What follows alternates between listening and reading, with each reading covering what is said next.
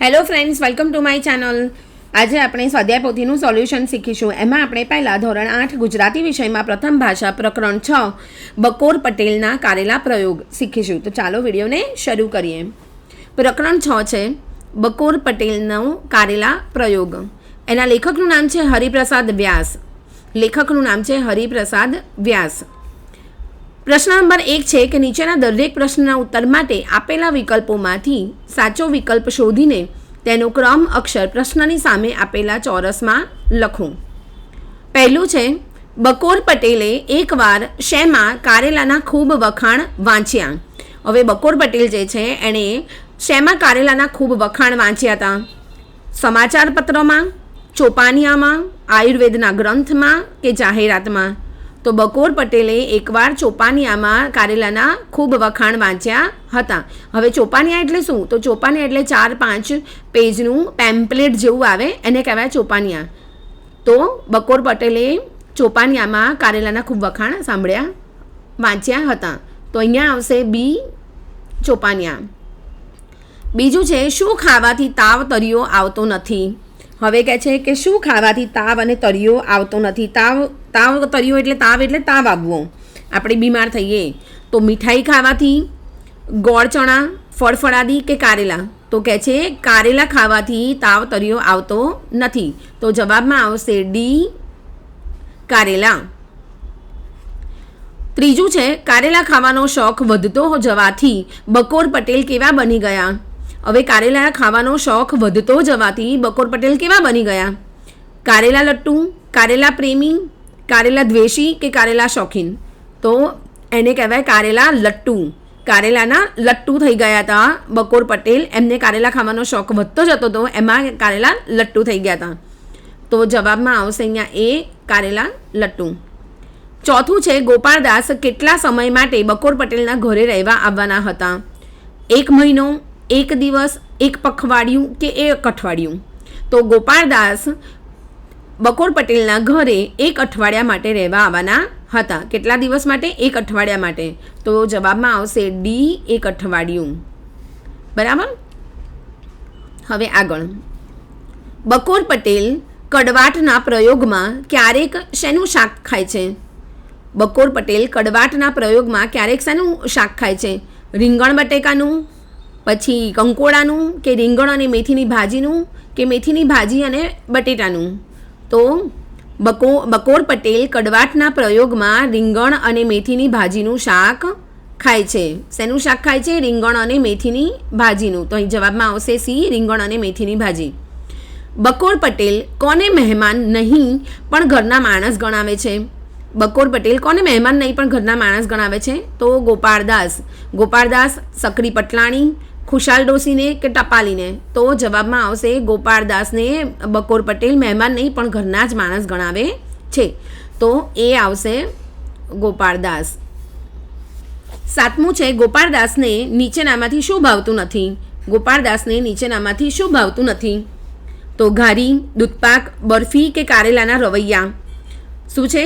કારેલાના રવૈયા. તો જવાબમાં આવશે કારેલાના રવૈયા ગોપાળદાસને ભાવતા નથી. તો જવાબમાં આવશે ડી, કારેલાના રવૈયા. 8મું છે સાંજે ગોપાળદાસને જમવામાં શું મળ્યું? પૂરી અને શ્રીખંડ, પૂરી અને કારેલાનું શાક, પૂરી અને મેથીની ભાજી કે પૂરી અને દૂધપાક? તો જવાબમાં આવશે કે સાંજે ગોપાળદાસને જમવામાં પૂરી અને કારેલાનું શાક મળ્યું. શું મળ્યું? પૂરી અને કારેલાનું શાક. તો જવાબમાં આવશે બી, પૂરી અને કારેલાનું શાક. 9મું છે ગોપાળદાસને લીલો રસ જોઈ મોંમાં પાણી આવ્યું, તે શેનો રસ હતો? ગોપાળદાસને લીલો રસ જોઈ અને મોંમાં પાણી આવી ગયું, એ શેનો રસ હતો? જામફળનો, કોથમીરનો, મેથીની ભાજીનો કે લીમડાનો? તો ગોપાળદાસને લીલો રસ જોઈ મોંમાં પાણી આવ્યું, તે રસ હતો લીમડાનો. શેનો રસ હતો? લીમડાનો. તો જવાબમાં આવશે ડી, લીમડાનો રસ હતો. 10મું લીમડાના રસનો મોટો ગ્લાસ જોઈને ગોપાળદાસનું મોં કેવું થઈ ગયું? હવે લીમડાના રસનો મોટો ગ્લાસ જોઈને ગોપાળદાસનું મોં કેવું થઈ ગયું? દિવેલ પીધા જેવું, નાના બાળક જેવું, રડવા જેવું કે ખુશખુશાલ? તો દિવેલ પીધા જેવું મોઢું થઈ ગયું. લીમડાનો રસનો મોટો ગ્લાસ જોઈને દિવેલ પીધા જેવું મોઢું થઈ ગયું. એટલે આવશે એ, દિવેલ પીધા જેવું.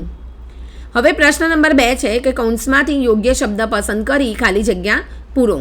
કૌંસમાંથી યોગ્ય પસંદ કરીને ખાલી જગ્યા પૂરવાની છે. અહીંયા આપણને આપેલા છે શબ્દ માંડવે, કડવાટ, ગળપણ, કલકત્તા, કારેલા, દાસભાઈ, મીઠાઈ અને ગુડી પડવો. આમાંથી આપણે શોધીને નીચે લખવાનું છે. પહેલું છે બકોર પટેલ દુકાનમાં ખાલી જગ્યાનો ઢગ જોઈને નવાઈ પામે. બકોર પટેલ દુકાનમાં શેનો ઢગ, ઢગ એટલે ઢગલો, શેનો ઢગલો જોઈને નવાઈ પામે? તો કારેલા. શેનો ઢગલો જોઈને? કારેલાનો. બકોર પટેલ દુકાનમાં કારેલાનો ઢગ જોઈને નવાઈ પામે. બીજું છે ગોપાળદાસ ખાલી જગ્યાના ભારે શોખીન હતા. ગોપાળદાસ શેના ભારે શોખીન હતા? તો મીઠાઈ. ગોપાળદાસને મીઠાઈ બહુ ભાવતી હતી એટલે એને ખાવાના ભારે શોખીન હતા. ત્રીજું છે મહેમાનને તમારા કારેલા ખાલી જગ્યાના પ્રયોગનો સ્વાદ ચખાડવો છે. મહેમાનને તમારા કારેલા ખાલી જગ્યાનો પ્રયોગનો સ્વાદ ચખાડવો છે. તો કારેલા કેવા હોય? કડવા. તો કડવાટ. કડવાટના પ્રયોગનો સ્વાદ ચખાડવો છે. મહેમાનને તમારા કારેલા કડવાટના પ્રયોગનો સ્વાદ ચખાડવો છે. ખાલી જગ્યાને કારેલા પ્રયોગના ફાયદા હું સમજાવીશ. કોને કારેલા પ્રયોગના ફાયદા સમજાવવાના છે? તો દાસભાઈને કારેલા પ્રયોગના ફાયદા સમજાવવાના છે. પાંચમું છે ખાલી જગ્યાનું મારણ કડવાશ. ખાલી જગ્યાનું મારણ કડવાશ એટલે ગળપણનું. શેનું? ગળપણનું મારણ છે કડવાશ. છઠ્ઠું બધું વાજતે ગાજતે ખાલી જગ્યા આવશે ત્યારે સમજાશે. બધું વાજતે ગાજતે ખાલી જગ્યા આવશે ત્યારે સમજાશે. તો માંડવે. બધું વાજતે ગાજતે માંડવે આવશે ત્યારે સમજાશે. તો જવાબમાં આવશે માંડવે. સાતમું આજે ખાલી જગ્યા હોવાથી લીમડાનો રસ પીવો અને શુકન કરો. આજે ખાલી જગ્યા હોવાથી લીમડાનો રસ પીવો અને શુકન કરો. તો આજે ગુડી પડવો. હવે ગુડી પડવો જે છે એ ચૈત્ર મહિનામાં આવે છે અને ત્યારે બધા લીમડાનો રસ પીવે છે. તો આજે ગુડી પડવો છે તો લીમડાનો રસ પીવાનું કહે છે. આઠમું મારે ત્યાં ખાલી જગ્યાથી મહેમાન આવવાના છે. હવે મહેમાન જે આવવાના હતા એ ક્યાંથી આવવાના હતા? તો કલકત્તાથી મહેમાન આવવાના હતા. તો મારે ત્યાં કલકત્તાથી મહેમાન આવવાના છે.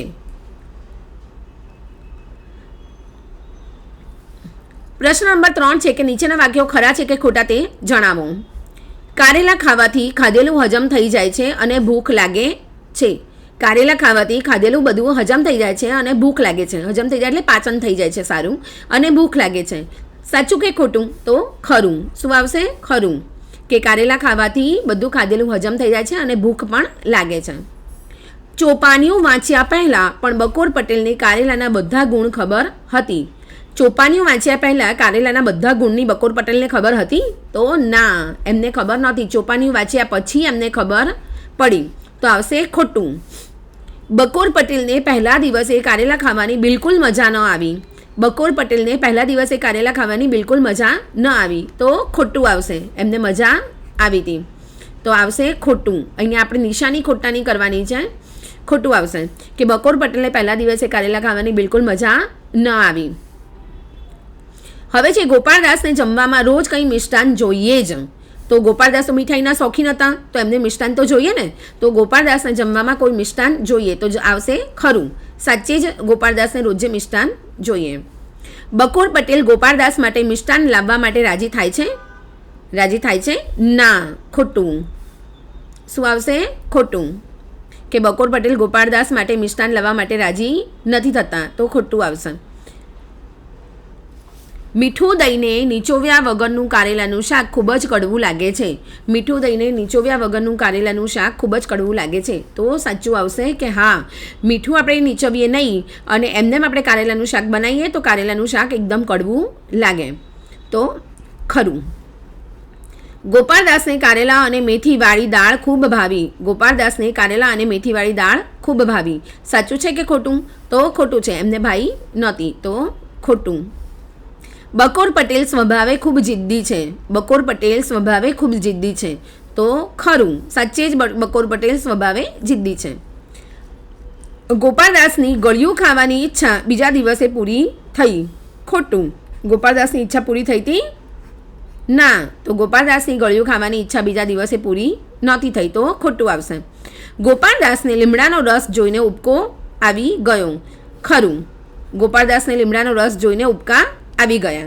તો આવશે સાચું. પ્રશ્ન નંબર 4 છે કે નીચેના પ્રશ્નના ઉત્તર એક એક વાક્યમાં લખો. પહેલું છે ટપાલીનો અવાજ સાંભળી કોણ ઘરની બહાર આવ્યું. હવે ટપાલીનો જે છે ટપાલીનો અવાજ સાંભળીને કોણ ઘરની બહાર આવ્યું. તો જવાબમાં આવશે કે ટપાલીનો અવાજ સાંભળીને શકરી પટલાણી ઘરની બહાર આવ્યા. શું આવશે? શકરી પટલાણી ઘરની બહાર આવ્યા. તો ટપાલીનો અવાજ સાંભળીને કોણ બહાર આવ્યું? શકરી પટલાણી ઘરની બહાર આવ્યા. બીજું છે ગોપાળદાસને જમવામાં કંઈ ગળ્યું ન મળે તો શું કરે. હવે ગોપાળદાસને જમવામાં કોઈ પણ ગળ્યું મિષ્ટાન ન મળે તો એ શું કરે છે? તો ગોપાળદાસને જમવામાં કંઈ ગળ્યું ન મળે તો તેઓ છેવટે બજારમાંથી જલેબી મંગાવે. ગોપાળદાસને જમવામાં કંઈ ગળ્યું ના મળે તો છેવટે તેઓ બજારમાંથી જલેબી મંગાવે. તો જવાબમાં આખું લખવાનું છે કે ગોપાળદાસને જમવામાં કંઈ ગળ્યું ના મળે તો તેઓ છેવટે બજારમાંથી જલેબી મંગાવે. ત્રીજું, શકરી પટલાણી ગુડી પડવાના દિવસે ગોપાળદાસને શું જમાડવાનું કહે છે. હવે શકરી પટલાણી છે ગુડી પડવાના દિવસે ગોપાળદાસને શું જમાડવાનું કહે છે. તો શકરી પટલાણી ગુડી પડવાના દિવસે ગોપાળદાસને કંસાર અને ઘી જમાડવાનું કહે છે. શું જમાડવાનું કહે છે? ગુડી પડવાના દિવસે કંસાર અને ઘી જમાડવાનું કહે છે. તો આખું તમારે લખવાનું છે કે શકરી પટલાણી ગુડી પડવાના દિવસે ગોપાળદાસને કંસાર અને ઘી જમાડવાનું કહે છે. તમારે મારી જોડે જોડે જ કરવાનું છે જેથી કરીને તમને પ્રશ્નોના જવાબ આવડી જાય અને તમને પરીક્ષા ટાઈમે કોઈ પ્રોબ્લેમ ના થાય. ચોથું છે બકોર પટેલના મતે બહુ વજન હોય તો શું થાય. બકોર પટેલના મતે બહુ વજન હોય તો શું થાય. તો બકોર પટેલના મતે બહુ વજન હોય તો તે છાતીને નુકસાન કરે. શું થાય? છાતીને નુકસાન કરે. તો બકોર પટેલના મતે બહુ વજન હોય, જે લોકોનું બહુ વજન હોય એને છાતીમાં નુકસાન થાય. તો આ જવાબમાં આખું લખવાનું છે કે બકોર પટેલના મતે બહુ વજન હોય તો તે છાતીને નુકસાન કરે. પાંચમું, બકોર પટેલને કારેલા પ્રયોગ શરૂ કરવાથી શું ફાયદો થયો. બકોર પટેલને કારેલા પ્રયોગ શરૂ કરવાથી શું ફાયદો થયો. તો બકોર પટેલે કારેલા પ્રયોગ શરૂ કર્યો તેથી તેમના નખમાંય રોગ રહ્યો નથી. તેમના નખમાં પણ રોગ રહ્યો નથી. તો જવાબમાં આવશે કે બકોર પટેલે કારેલાના પ્રયોગ શરૂ કર્યો તેથી તેમના નખમાં પણ રોગ રહ્યો નથી. છઠ્ઠું, ગોપાળદાસને કયા કયા મિષ્ટાન ભાવે. હવે ગોપાળદાસને કયા કયા મિષ્ટાન ભાવે છે, કઈ કઈ મીઠાઈ ભાવે છે. તો ગોપાળદાસને શ્રીખંડ, બાસુદી, બરફી, સૂતરફેણી, દૂધપાક, ઘારી, મગસ, મોહનથાળ વગેરે મિષ્ટાન ભાવે. કયા કયા મિષ્ટાન ભાવે છે? શ્રીખંડ, બાસુદી, બરફી, સૂતરફેણી, દૂધપાક, ઘારી, મગસ, મોહનથાળ વગેરે મિષ્ટાન ભાવે છે. આખું જવાબમાં લખવાનું છે કે ગોપાળદાસને શ્રીખંડ, બાસુદી, બરફી, સૂતરફેણી, દૂધપાક, ઘારી, મગસ, મોહનથાળ વગેરે મિષ્ટાન ભાવે છે. સાતમું, બકોર પટેલના હાથમાં લીલું પ્રવાહી જોઈ ગોપાળદાસના મોંમાં પાણી કેમ આવ્યું. બકોર પટેલના હાથમાં લીલું પ્રવાહી લીલો જે જ્યુસનો ગ્લાસ ભરેલો હતો એ જોઈને એમના મોઢામાં પાણી કેમ આવ્યું. તો બકોર પટેલના હાથમાં લીલું પ્રવાહી જોઈને ગોપાળદાસે વિચાર્યું કે ચાલો આખરે કોઈ ફળના રસનું ગળપણ પીવાથી મોંનો સ્વાદ સુધરશે. આ વિચારથી તેમના મોંમાં પાણી આવી ગયું. શું હતું? બકોર પટેલના જે લીલો પ્રવાહીનો ગ્લાસ જોયો તો ગોપાળદાસે વિચાર્યું કે આખરે ચલો આટલું કડવું ખાધું છે તો આખરે ચલો કોઈ ફળનું રસનું ગળપણ પીવાથી થોડો મોંનો સ્વાદ સુધરી જશે. અને આ વિચારથી એમના મોઢામાં પાણી આવી ગયું. પણ હતું શું? લીમડાનો રસ હતો. તો એ તો કડવો હોય. તો એમને તો લીલું પ્રવાહી જોઈને જ મોઢામાં પાણી આવી ગયું. તો બકોર પટેલના હાથમાં લીલું પ્રવાહી જોઈ ગોપાળદાસે વિચાર્યું કે ચાલો આખરે કોઈ ફળના રસનું ગળપણ પીવાથી મોંનો સ્વાદ સુધરશે. આ વિચારથી તેમના મોંમાં પાણી આવી ગયું. આઠમું, ગોપાળદાસે ઘરે પાછા જવા કયું બહાનું કર્યું. હવે ગોપાળદાસે ઘરે પાછા જવા માટે કયું બહાનું કર્યું. તો ગોપાળદાસે ઘરે પાછા જવા માટે પોતાને ત્યાં કલકત્તાથી મહેમાન આવવાના છે તેવું બહાનું કર્યું. હવે ગોપાળદાસે પાછું ઘરે જવું હતું તેમણે કયું બહાનું આપ્યું. તો ગોપાળદાસે ઘરે પાછા જવા માટે પોતાને ત્યાં કલકત્તાથી મહેમાન આવવાના છે તેવું બહાનું કર્યું. હવે મોટા પ્રશ્નો છે.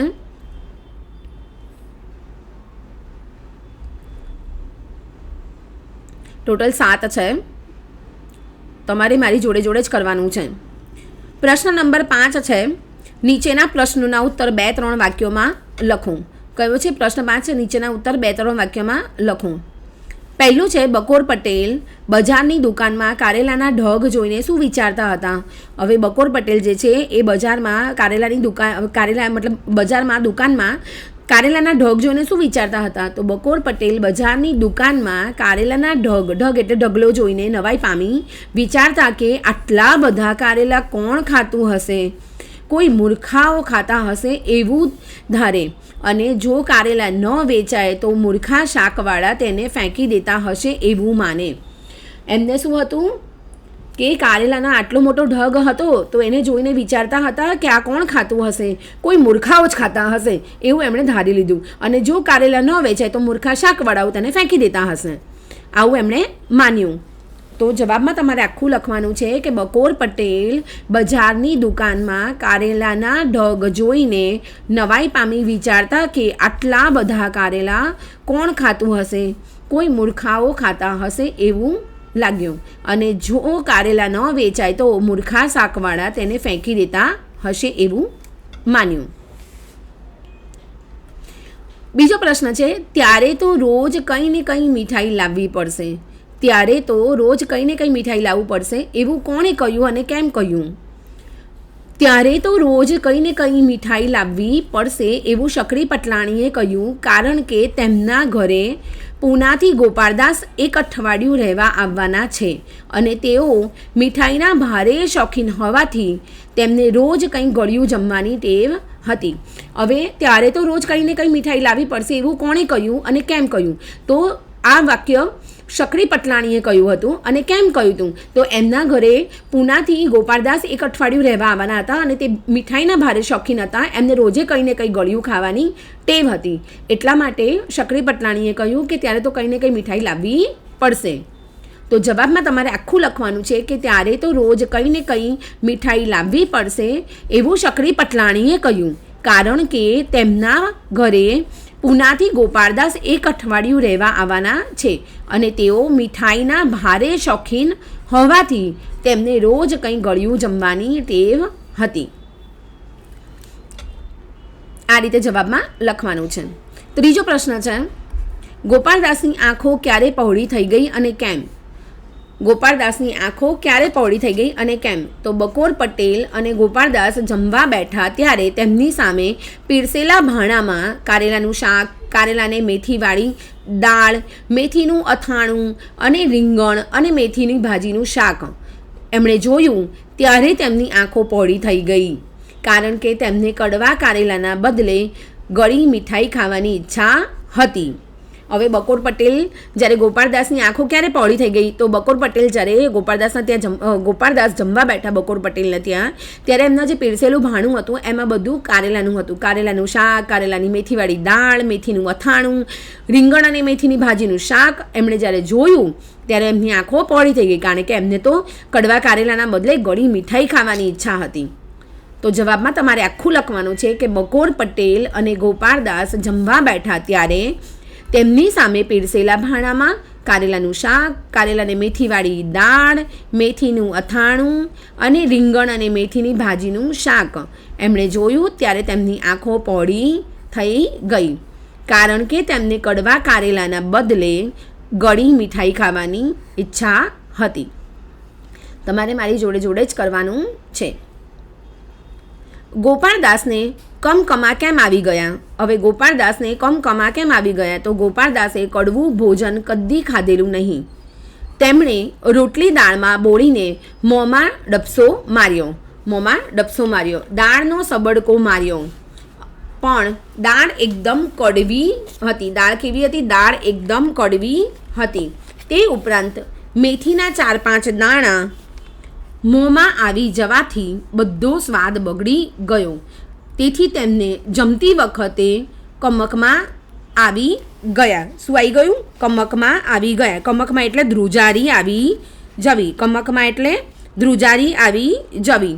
અને ડબુસો માર્યો એટલે મોટો કોળિયો મોંમાં લીધો. મોટો કોળિયો, આ ડબસો માર્યો લખ્યું છે ને, ડબસો માર્યો એટલે મોટો કોળિયો આપણે મોઢામાં આમ મૂકી દઈએ ને એવી રીતે મોટો કોળિયો મોઢામાં મૂક્યો. હવે ગોપાળદાસને કમકમાં કેમ આવી ગયા? કમકમાં એટલે ધ્રુજારી થઈ ગઈ. ધ્રુજારી કેમ થઈ ગઈ? તો ગોપાળદાસે કડવું ભોજન કદી પણ ખાધેલું નહોતું. હવે રોટલી દાળમાં બોળીને મોંમાં જ્યારે મૂક્યું, એમને મોટો ટુકડો મૂક્યો મોંમાં, તો દાળનો સબડકો માર્યો અને પણ એ દાળ એકદમ કડવી લાગી અને તે ઉપરાંત મેથીના 4-5 દાણા પણ મોંમાં આવી ગયા અને બધો સ્વાદ બગડી ગયો. બધો સ્વાદ શું થઈ ગયું? બગડી ગયો. અને એના કારણે તેમને ધ્રુજારી આવી ગઈ.